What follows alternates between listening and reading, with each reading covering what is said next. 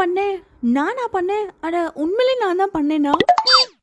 இப்படிதாங்க நடுவுல கொஞ்சம் பக்கத்துக்கான படத்துல விஜய் சேதுபதி சொன்னது மணி சொன்னதே சொல்லிட்டு இருந்தேன் ஒரு 15 நிமிஷமா.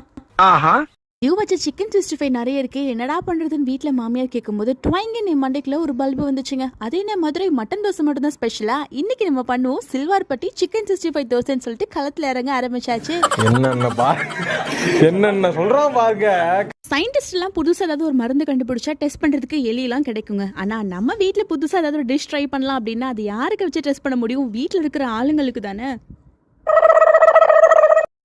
இதை சாப்பிட்டு யாருக்கும் வீட்டில் ஃபுட் பாய்சன் ஆயிடவே கூடாதுப்பா அப்படின்னு ரொம்ப வேண்டி வேண்டி செய்ய ஆரம்பிச்சாச்சு. பட் டிஷ்ஷு பார்த்தீங்கன்னா செம்ம டேஸ்ட்டாக வந்ததுங்க. கம்மன்னு வீடே மணக்க ஆரம்பிச்சிருச்சு. நான் தோசையெல்லாம் திருப்பி போட்டு திரும்பி பார்க்கும்போது தட்டை வச்சு எல்லாரும் லைனாக நின்றுட்டு இருந்தாங்க. ஆனாலும் அன்னைக்கு எனக்கு ரொம்பவே ஓவர் கான்ஃபிடென்ஸாக ஆயிடுச்சுங்க. அது எந்த அளவுக்கு போயிடுச்சுன்னா பேசாமல் மாஸ்டர் செஃப்ல நம்மளும் ஒரு கண்டஸ்டண்ட்டாக போகலாமான்ற அளவுக்கு யோசிக்க ஆரம்பிச்சிட்டேங்க.